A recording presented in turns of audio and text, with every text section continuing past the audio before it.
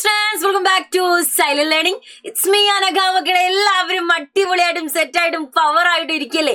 അപ്പൊ നമ്മുടെ model exam ഇതാ ഇങ്ങ് എത്തിപ്പോയി. അപ്പൊ പൊളിറ്റിക്കൽ സയൻസിൽ നമ്മൾ അടിപൊളിയായിട്ട് മാർക്ക് സ്കോർ ചെയ്യേണ്ടതുണ്ട്.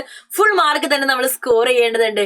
അപ്പൊ ഇന്ന് മിസ് വന്നത് എന്തിനാന്ന് വെച്ചിട്ടുണ്ടെങ്കിൽ എക്സാമിന് സ്ഥിരമായി ചോദിക്കുന്ന ഒരു സെറ്റ് ക്വസ്റ്റ്യൻസ് ഡിസ്കസ് ചെയ്യാൻ വേണ്ടിയിട്ടാണ്.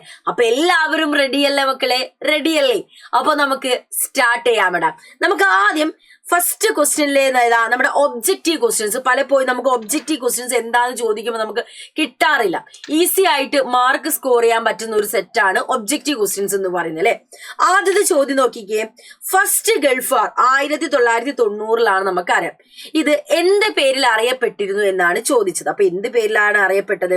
ഇവിടെ കുറെ ഓപ്പറേഷൻ കൊടുത്തിട്ടുണ്ട്. അപ്പൊ എന്ത് പേരിലാണ് അറിയപ്പെട്ടിട്ടുണ്ടായിരുന്നത് മക്കളെ? ഫസ്റ്റ് ഗൾഫ് വാർ, യെസ്, ഓപ്പറേഷൻ ഡെസേർട്ട് സ്ട്രോം എന്ന പേരിലാണ് അറിയപ്പെട്ടത്. എന്ത് പേരിലാണ്? ഓപ്പറേഷൻ ഡെസേർട്ട് സ്ട്രോം എന്ന പേരിലാണ് അറിയപ്പെട്ടിട്ടുണ്ടായിരുന്നത്. വീഡിയോ ഗെയിം വാർ എന്ന പേരിലും അറിയപ്പെട്ടിട്ടുണ്ടായിരുന്നു കേട്ടോ. അടുത്തത്, identify the commission which is popularly known as second backward class commission. Second backward class commission എന്ന് അറിയപ്പെട്ടിട്ടുണ്ടായിരുന്ന കമ്മീഷൻ ഏതായിരുന്നു എന്നാണ് നമ്മളോട് ചോദിക്കുന്നത്. ഏത് കമ്മീഷനാണ് മക്കളെ? നമ്മുടെ മണ്ഡൽ കമ്മീഷനാണ് സെക്കൻഡ് ബാക്ക്വേർഡ് ക്ലാസ് കമ്മീഷൻ എന്ന പേരിൽ അറിയപ്പെട്ടിട്ടുണ്ടായിരുന്നത്. അടുത്ത ചോദ്യത്തിലേക്ക് നമ്മൾ പോവുകയാണ്. Rio submit recommended A list of development practice. This is popularly known as. എന്ത് പേരിലാണ് അത് അറിയപ്പെട്ടത്? റിയോ സബ്മിറ്റിന്റെ അവരുടെ ആ ഒരു റെക്കമെൻഡേഷൻ ലിസ്റ്റ് എന്ത് പേരിൽ അറിയപ്പെട്ടത്? യെസ്, അജണ്ട 21 എന്ന പേരിലാണ് അറിയപ്പെട്ടതല്ലേ. എന്താണ്? അജണ്ട 21 എന്ന പേരിലാണ് അറിയപ്പെട്ടിട്ടുണ്ടായിരുന്നത്. അടുത്ത ചോദ്യത്തിലേക്ക് നമ്മൾ പോവുകയാണ് മക്കളെ. First chief election commissioner of India ആരാണ്? ഇന്ത്യയിലെ ആദ്യത്തെ തിരഞ്ഞെടുപ്പ് കമ്മീഷണർ നമ്മുടെ സുകുമാർ സെൻ ആണ് കേട്ടോ. അടുത്തത്, അബോളിഷൻ ഓഫ് പ്രിവ്യൂ പെർസ്യൂ. അത് നമ്മുടെ പ്രിൻസ്ലി നാട്ടുരാജാക്കന്മാർക്ക് കൊടുക്കുന്ന ഒരു സ്പെഷ്യൽ പ്രിവിലേജ് ആയിരുന്നു.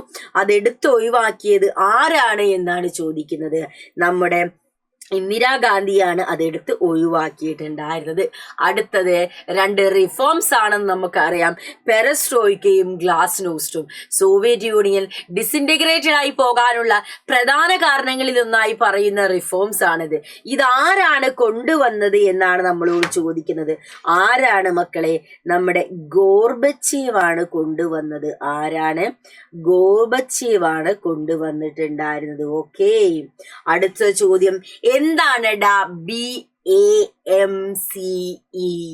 അതിന്റെ പൂർണ്ണ രൂപമാണ് ചോദിക്കുന്നത്. എക്സ്പാൻഷൻ ആണ് ചോദിക്കുന്നത്. B for backward and minority. ബാക്കി ഇവിടെ എഴുതുന്നുണ്ട്. communities, employees,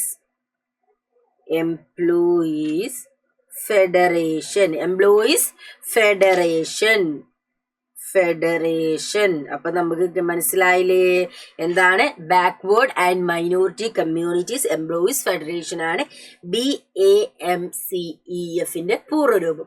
okay. അപ്പൊ നമ്മൾ അടുത്ത ചോദ്യത്തിലേക്ക് പോകാം. റെഡി അല്ലേ? യെസ്. അടുത്ത ചോദ്യം നമ്മുടെ, find out the commission which investigated in the excess committed during national emergency. ഏത് കമ്മീഷനാണ് നാഷണൽ എമർജൻസിന്റെ സമയത്തുള്ള എക്സസ് ആയിട്ടുള്ള ഒരുപാട് ക്രൈംസും കാര്യങ്ങളൊക്കെ നടന്നിട്ടുണ്ടായിരുന്നു. അത് അന്വേഷിക്കാൻ വേണ്ടി അപ്പോയിന്റ് ചെയ്ത കമ്മീഷൻ ഏതായിരുന്നു? ഷാ കമ്മീഷനാണ് മക്കളെ. ഷാ കമ്മീഷനാണ്. ഏതാണ്? ഷാ കമ്മീഷനാണ്. ഓക്കെ. ഫസൽ അലി കമ്മീഷൻ നമുക്കറിയാം. സംസ്ഥാനങ്ങളുടെ ഭാഷാടിസ്ഥാനത്തിൽ സംസ്ഥാനങ്ങൾ നിർമ്മിക്കാൻ വേണ്ടിയിട്ടാണ് അതിന് വേണ്ടിയിട്ട് രൂപീകരിച്ച കമ്മീഷനാണ് നമുക്കറിയാം. മണ്ഡൽ കമ്മീഷൻ നേരത്തെ നമ്മൾ ഡിസ്കസ് ചെയ്തിട്ടുണ്ടായിരുന്നു. റിസർവേഷൻ ഏർപ്പെടുത്തിയുമായി ബന്ധപ്പെട്ടിട്ടുള്ളത്. Okay. Srikrishna commission Telangana state രൂപീകരിക്കാൻ വേണ്ടിയിട്ട് ഫോം ചെയ്തതാണ് ശ്രീകൃഷ്ണ കമ്മീഷൻ. ഓക്കെ. അടുത്ത ചോദ്യത്തിലേക്ക് നമുക്ക് പോകാം മക്കളെ. ഇത് യൂറോപ്യൻ യൂണിയൻ എന്നും ആസിയാൻ എന്നും അറേഞ്ച് ചെയ്യാനാണ് നമ്മളോട് ചോദിച്ചിട്ടുള്ളത്. അപ്പൊ നമുക്ക് അറേഞ്ച് ചെയ്യാം. മിസ് ഇവിടെ എഴുതുന്നില്ല, അതിന് പകരം അണ്ടർലൈൻസ് കൊടുത്താൽ നിങ്ങൾക്ക് മനസ്സിലാകും. അപ്പം ആസിയാന് നമുക്കൊരു ഏത് കളറാ? യൂറോപ്യൻ യൂണിയൻ നമുക്കൊരു റോസ് കളർ സെറ്റ് ചെയ്യാം, ആസിയാന് നമുക്കൊരു യെല്ലോയും സെറ്റ് ചെയ്യാം. എന്നിട്ട് വെച്ച് നമുക്ക് മാർക്ക് ചെയ്യാം. അപ്പൊ ആദ്യം നമുക്ക് യൂറോപ്യൻ യൂണിയന്റെ നോക്കാം. ഫ്രാൻസ്, ജർമ്മനി, ബ്രിട്ടൻ എന്താണ്? യൂറോപ്യൻ യൂണിയൻ ആണ് കേട്ടോ. ആൻഡ് ആസിയ, അയ്യോ കളർ ഒന്ന് ജസ്റ്റ് അങ്ങോട്ട് മാറിപ്പോയി,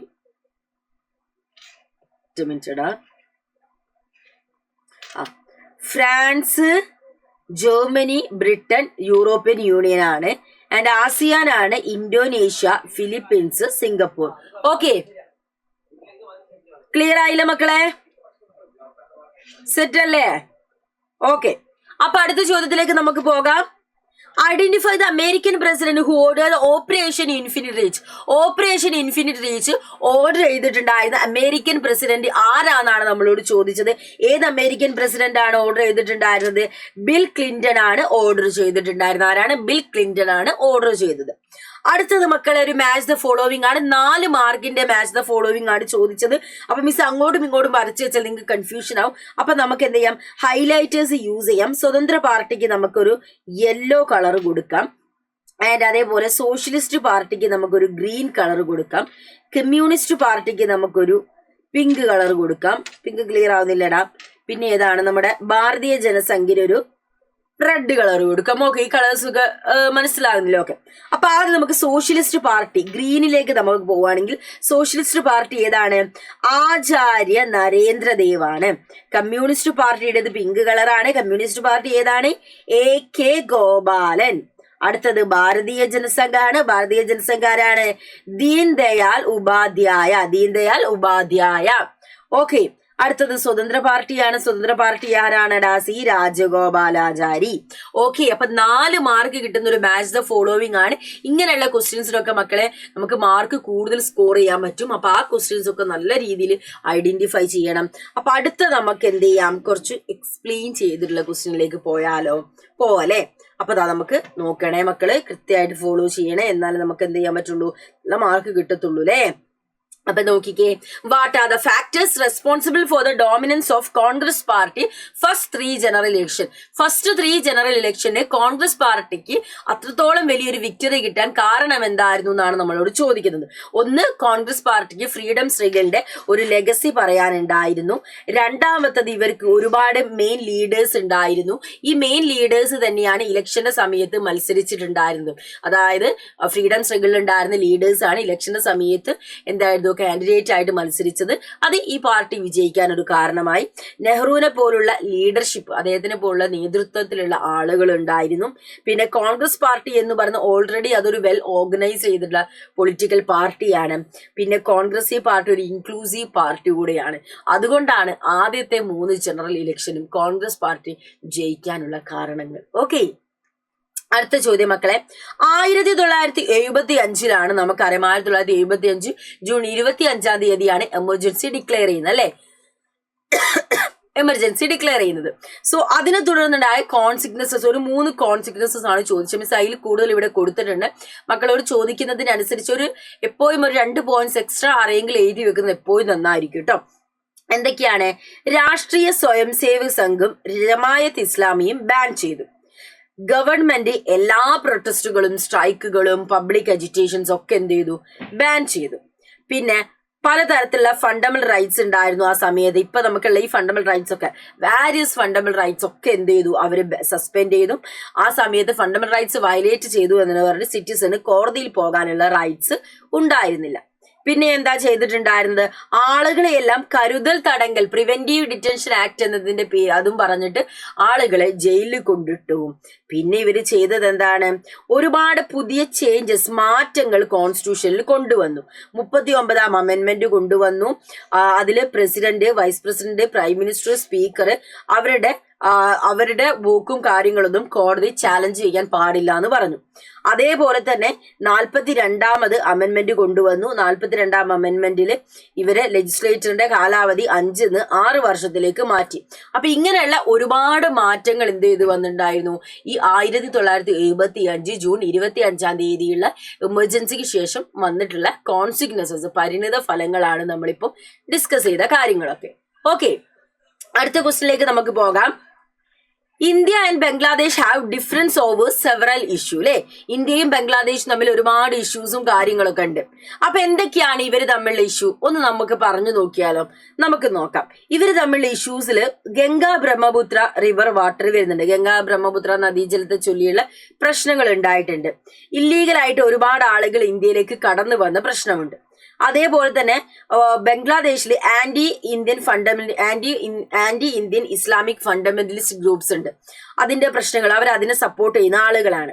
അതേപോലെ ഇന്ത്യൻ ട്രൂപ്സുകാർക്ക് നോർത്ത് ഈസ്റ്റേൺ ഇന്ത്യൻ ടെറിട്ടറിയിലൂടെ വരാൻ വേണ്ടിയിട്ട് ഇവരെന്ത് ചെയ്യുന്നില്ല, അനുവദിക്കുന്നില്ല. അതേപോലെ തന്നെ മ്യാൻമാർ വഴി നമുക്ക് നാച്ചുറൽ റിസോഴ്സസ് എത്താൻ വേണ്ടിയിട്ട് ബംഗ്ലാദേശ് ടെറിട്ടറിയിലൂടെയാണ് മ്യാൻമാറിലൂടെ നാച്ചുറൽ റിസോഴ്സ് എത്തുന്നത്. നാച്ചുറൽ ഗ്യാസ് എത്തുന്നത്. അതിനു വേണ്ടി ഇവർ സമ്മതിക്കുന്നില്ല. അതേപോലെ തന്നെ പിന്നെ ഇവർ പറഞ്ഞിട്ടുള്ള കാര്യം എന്ന് വെച്ചിട്ടുണ്ടെങ്കിൽ allegation against India for encouraging rebellion in the Chittagongs hills tracts. അവിടെ എന്ത് ചെയ്യുന്നുണ്ട്, റിബല്യൻസും കാര്യങ്ങളൊക്കെ ഇന്ത്യക്കെതിരായിട്ട് ഇവര് എൻകറേജ് ചെയ്യുന്നുണ്ട്. സോ ഈ കാരണങ്ങൾ കൊണ്ട് തന്നെ പാകിസ്ഥാനും ഇന്ത്യയും തമ്മിൽ എന്ത് ചെയ്യുന്നുണ്ട്, ഇഷ്യൂസ് നടക്കുന്നുണ്ട്. ശരിക്കും പാകിസ്ഥാൻകാരെ നമുക്ക് നന്ദിയില്ലാത്ത കൂട്ടെന്ന് നമ്മൾക്ക് വിളിക്കുന്നതിൽ യാതൊരു തെറ്റൂല. കാരണം അവർക്ക് ഒന്നുമില്ലാതിരുന്ന സമയത്ത് ഒരു രാജ്യം ഫോം ചെയ്ത് കൊടുത്ത് നമ്മളാണ്.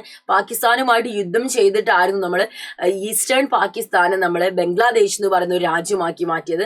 ആ നന്ദി അവർക്കുണ്ടെങ്കിൽ ഈ കാര്യങ്ങളൊന്നും ചെയ്യില്ല. അപ്പൊ നമ്മളത് ആലോചിച്ചാൽ മതി കേട്ടോ. അടുത്തത് നമുക്ക് പോകാം. Explain the non traditional concept of security. Non traditional concept of സെക്യൂരിറ്റിനെ കുറിച്ച് പറയാനാണ് പറയുന്നത്. മക്കളെ, non traditional concept of security wide range of ആയിട്ടുള്ള കാര്യങ്ങളാണ് അവിടെ വരുന്നത്. ലൈക്ക് ത്രെഡ്സ്, ഡേഞ്ചേഴ്സ്, അതായത് ഹ്യൂമൻ ബീയിങ്ങിന്റെ നിലനിൽപ്പിനെ തന്നെ എഫക്ട് ചെയ്യുന്ന ഭീഷണികൾ, അതേപോലെ തന്നെ അപകടങ്ങളൊക്കെയാണ് വരുന്നത്. അതില് ഇൻഡിവിജ്വലിനെയും അതേപോലെ കമ്മ്യൂണിറ്റിനെയും എന്ത് ചെയ്യുന്നുണ്ട്, it covers not only the സ്റ്റേറ്റിനെ മാത്രമല്ല കവർ ചെയ്യുന്നത്, ഇൻഡിവിജ്വലിനെയും കമ്മ്യൂണിറ്റിനെയും എന്ത് ചെയ്യുന്നുണ്ട്, കവർ ചെയ്യുന്നുണ്ട്. And non traditional views of security have been called human security എന്നും ഗ്ലോബൽ സെക്യൂരിറ്റി എന്നും രണ്ട് പേരിൽ നമ്മൾ വിളിക്കുന്നു. ഹ്യൂമൻ സെക്യൂരിറ്റി നമുക്ക് ആദ്യം നോക്കാം, അതിനുശേഷം നമുക്ക് എന്ത് ചെയ്യാം, ഗ്ലോബൽ സെക്യൂരിറ്റി നോക്കാം. ഹ്യൂമൻ സെക്യൂരിറ്റിയിലേക്ക് നമ്മൾ വരികയാണെങ്കിൽ മക്കൾ എന്ത് കാര്യമാണ് ഇവിടെ പറയുന്നത് ഒന്ന് ശ്രദ്ധിച്ചു നോക്കിയാൽ. ഹ്യൂമൻ സെക്യൂരിറ്റി എന്ന് പറയുന്നത് is about the protection of people more than the protection of state. സ്റ്റേറ്റിനെക്കാട്ടും ഇവിടെ പ്രൊട്ടക്ഷൻ ആർക്കാ കൊടുക്കുന്നത്, ജനങ്ങൾക്കാണ് ഇവിടെ പ്രൊട്ടക്ഷൻ കൊടുക്കുന്നത് അല്ലെ. ഹ്യൂമൻ സെക്യൂരിറ്റി ഓരോ ഇൻഡിവിജ്വൽസിനാണ് എന്ത് ചെയ്യുന്നത്, ഇമ്പോർട്ടൻസ് കൊടുക്കുന്നത്. ലൈക്ക് ഇവിടെ നമ്മൾ ഓരോ ആളുകളുടെ വിശപ്പ്, അസുഖങ്ങൾ, നാച്ചുറൽ ഡിസാസ്റ്റേഴ്സ് ഇതൊക്കെയാണ് അവർ കൺസേൺ ചെയ്യുന്നത്. ഗ്ലോബൽ സെക്യൂരിറ്റിയിലേക്ക് വരുന്ന സമയത്ത് ഇവിടെ ഈ ഒരു ഗ്ലോബൽ സെക്യൂരിറ്റി 1990-കളിലാണ് മക്കളെ വന്നത്. ഗ്ലോബൽ ലെവലിലുള്ള ത്രെറ്റ്സുകൾ, അതായത് global warming, terrorism, health epidemics like AIDS, bird flu, ഇപ്പൊ നമുക്ക് പറയാം HIV, ഇതൊന്നും ഒരു രാജ്യത്തിന് no country can resolve these problems ഉള്ള ഒരു രാജ്യത്തിന് ഒറ്റയ്ക്ക് ഈ പ്രോബ്ലംസ് ഒന്നും എന്ത് ചെയ്യാൻ പറ്റില്ല, ഓവർകം ചെയ്യാൻ സാധിക്കില്ല. സോ ഇതിനെ നമുക്ക് ഗ്ലോബൽ സെക്യൂരിറ്റി എന്ന് വിളിക്കാം. ഓക്കെ, ക്ലിയർ ആയില്ലേ മക്കളെ? അടുത്ത ചോദ്യം, റിയോ സബ്മിറ്റിന്റെ ഔട്ട്കം എന്താണെന്നാണ് നമ്മളോട് ചോദിച്ചത്. എന്താണ് റിയോ സബ്മിറ്റിന്റെ ഔട്ട്കം എന്ന് നമുക്ക് പറയാം. റിയോ സബ്മിറ്റ് ബ്രസീലില് 1992 ജൂണിലാണ് നടന്നത്. നമുക്ക് എല്ലാവർക്കും അറിയാലോ, ജൂണിലാണ് നടന്നത്, നമുക്കറിയാം, ബ്രസീലിൽ വെച്ചിട്ടാണ്. അതിനെയാണ് എർത്ത് സബ്മിറ്റ് എന്ന് വിളിക്കുന്നത്. 170 സ്റ്റേറ്റുകൾ അതിൽ പങ്കെടുത്തിട്ടുണ്ടായിരുന്നു. ഒരുപാട് NGOs, thousands of NGOs, multinational corporations ഒക്കെ അവര് പങ്കെടുത്തിട്ടുണ്ടായിരുന്നു. അവര് പറഞ്ഞിട്ടുണ്ടായിരുന്നത് state to conserve, protest and restore earth ecosystem. എർത്തിന്റെ എക്കോസിസ്റ്റം റീസ്റ്റോർ ചെയ്യണമെന്നായിരുന്നു അവരുടെ ലക്ഷ്യം. ആൻഡ് അതിൽ വരുന്നത് മക്കളെ എന്തൊക്കെ കാര്യങ്ങളാണ് പിന്നെ അവർ അത് പറഞ്ഞിട്ടുണ്ടായിരുന്നത്. റിയോ സബ്മിറ്റ് ഒരു കൺവെൻഷൻ ഡീൽ ചെയ്തത് ക്ലൈമറ്റ് ചേഞ്ച്, ബയോഡൈവേഴ്സിറ്റി, ഫോറസ്ട്രി, ഈ കാര്യങ്ങളൊക്കെയാണ് ഡീൽ ചെയ്തത്. ഇതെല്ലാം ഒരു ഡെവലപ്മെന്റ് പ്രാക്ടീസ് ലിസ്റ്റ് അവരുണ്ടാക്കി. ഈ ലിസ്റ്റിനെയാണ് അജണ്ട 21 എന്ന് നമ്മൾ വിളിക്കുന്നത്. എന്താണ് അജണ്ട 21 എന്നാണ് ഇതിനെ നമ്മൾ വിളിക്കുക. ഓക്കെ, യെസ്, അജണ്ട 21 എന്നാണ് വിളിക്കുക. ആൻഡ് പിന്നെ പറയുന്നത് എക്കണോമിക് ഗ്രോത്ത് നമുക്ക് വേണം, അത് എക്കോളജിക്കൽ റെസ്പോൺസിബിലിറ്റി കൂടെ മുന്നിൽ വെച്ചുകൊണ്ടായിരിക്കും. അതാണ് സസ്റ്റൈനബിൾ ഡെവലപ്മെന്റ് എന്നാണ് പറയുന്നത്. Special needs for developing countries, developing കൺട്രിയുടെ സ്പെഷ്യൽ നീഡ്സ് ആക്സെപ്റ്റ് ചെയ്യണം. കാരണം ഇവിടെ പറയുന്നത് കോമൺ ബട്ട് ഡിഫറൻഷ്യൽ റെസ്പോൺസിബിലിറ്റി. മക്കളെ ഒരു ചോദ്യം കൂടി ഇവിടെ ഉരുത്തിരിഞ്ഞു വരുന്നുണ്ട്. കോമൺ ബട്ട് ഡിഫറൻഷ്യൽ റെസ്പോൺസിബിലിറ്റി എന്ന് മാത്രമായിട്ട് ഒരു ചോദ്യം ചോദിക്കും.